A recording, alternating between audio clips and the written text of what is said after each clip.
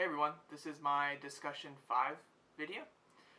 And I think that when this process first started, this volunteering kind of experience, um, I definitely think I had my head wrapped around it differently. So, I looked at volunteering experience a little bit differently. I definitely went into it just kind of expecting to put my hours in and get what I could get out of it. But I kind of found myself really wanting to be there more. If you don't know, I'm volunteering with a students ministry that works with kids from middle school into high school. So pretty formative years, and I definitely thought I was going to be blown off a lot because I remember my own personality when I was that age. But yeah, that definitely changed, my outlook on what volunteering was just through working with the kids, through interacting with them and things like that. I've come to understand that it's way more of a relationship with them. As much as it's good to make sure that everything's together and done so they can just kind of show up to service and appreciate it, I think there's definitely more value in someone volunteering with the intention that they are going to impact someone's life every time they show up, basically.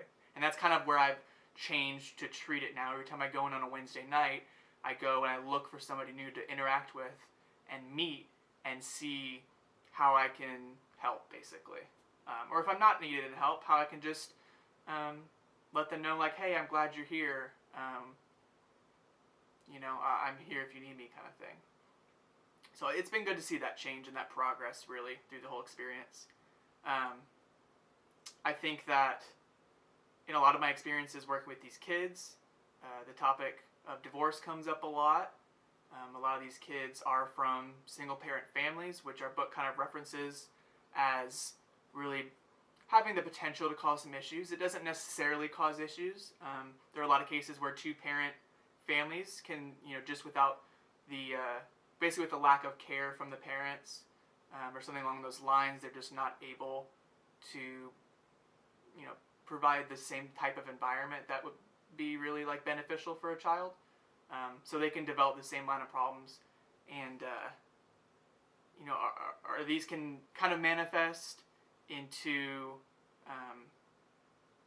whether it's behavioral or it's social or academic. Just kind of these issues can arise just from a child's needs not being met, and it's really unfortunate. I've talked to a lot of kids where it's kind of the same thing every time. That's I'm at my mom's and she does this, and I'm at my dad's and he does this. And there's not really a clear understanding from the child or from really the parents. There's not that line of communication that says, hey, this isn't being met, because they really don't want to bother the parent with it, or they just go to the other parent for their needs and things like that. And this kind of relates to the topic. It's like imagine like a workplace burnout feeling, but it's the role overload, where a parent's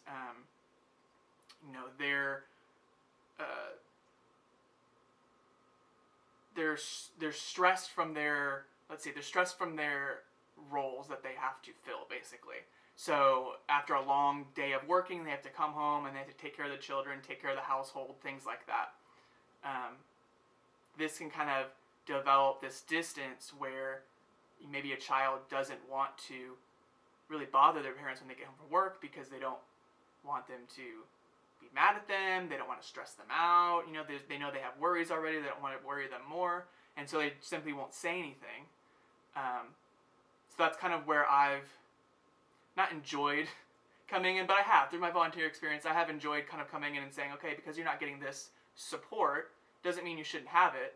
Let me be that line of support, that even if you can't go to your parent about something, that you can come to me and talk to me about whatever it is.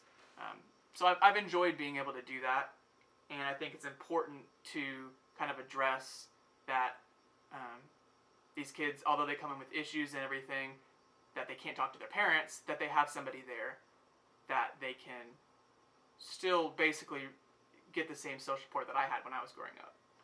So I think that's really awesome. I really enjoyed that part of it.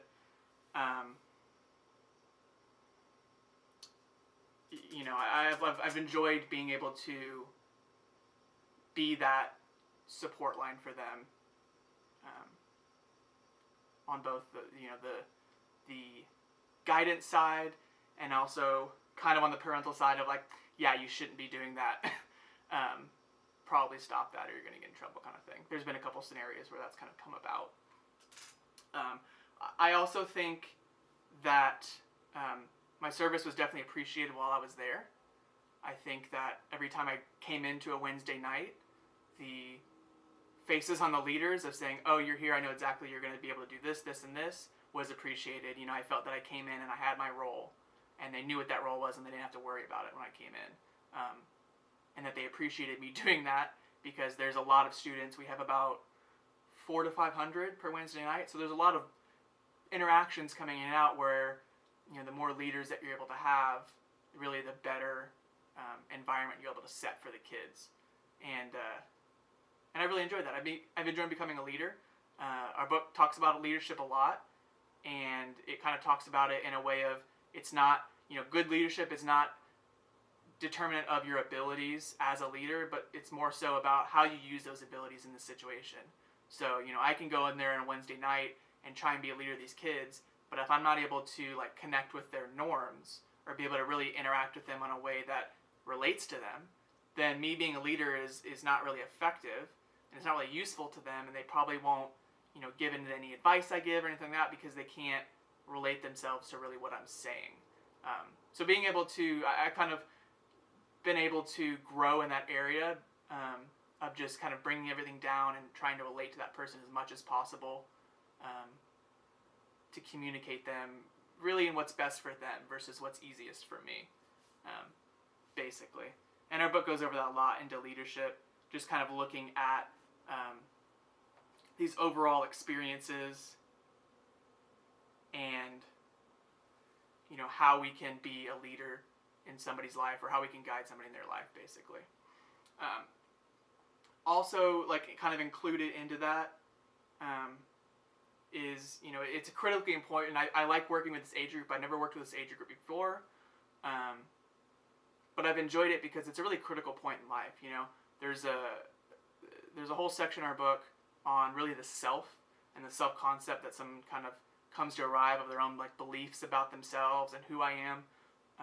And it kind of combines with that realization that, you know, as I'm looking out and judging people and watching people, people also are doing that to me. And that brings a lot of anxiety in this age group. You know, people trying to meet certain standards of certain friends. They want to be presented a certain way because they've seen others maybe presented a way they don't like.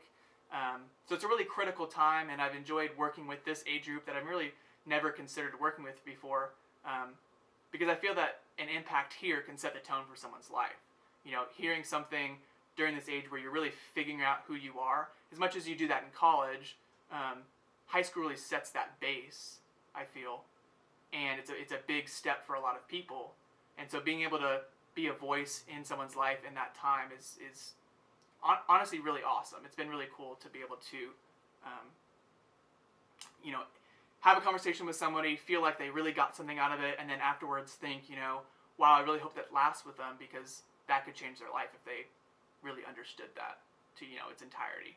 So it's been cool. I've enjoyed it. I definitely think that I'm connected to the organization, considering I go to church there. So it's been cool to go on a Wednesday night and then go on a weekend for church service and then see one of the kids that I see on Wednesday night. It kind of builds up that connection and that comfortability to where if I see them on a Wednesday, they're more apt to talk to me, because it's more of a, it's just more like they see me more. It's more comfortable for them to come up because they can say, oh, hey, how it's going? They say hi more, and that can start a conversation and stuff like that. I've gotten to meet some of their families. You know, we've had conversations about their parents, and then to see them on the weekends and stuff like that, it's kind of been like, oh, okay, I get it now, like, oh, right, and, you know, I've had to be careful with that. That's also been kind of a skill I've had to learn of, almost that therapist, that lawyer kind of confidentiality, where it's like, okay, I know that you're doing this, this, and this, and how that's affecting your child really negatively because they're coming to me about it, but still being able to have a normal conversation with them and not have that affect, you know, how I react or anything like that. And then kind of to finish it off, I think I definitely will seek other volunteer opportunities, definitely in areas where I'm not either comfortable with or I haven't worked with before. I think next I definitely would like to work with children, younger than middle school age. I've done some work with older individuals, and that's been really eye-opening and interesting just to see aging. And then also with this experience, I think I'd like to maybe step it down a little bit and go see just how children interactions are and how home life can affect that, and just there's so many different things you can go into with that, but just really exploring different age groups that I may not be used to. I think will really be my focus going forward as far as volunteering is concerned. But overall, I think I've had a great experience this semester. I think I've gotten to know a lot of kids. I've gotten to get a lot of good relationships out of it, and ultimately feel like I've really left an impact with some kids. And for volunteering, I think that's about all you can ask for, is putting in your time and your efforts and just trying your best to help people and essentially improve their lives. So that'll wrap up my discussion board video.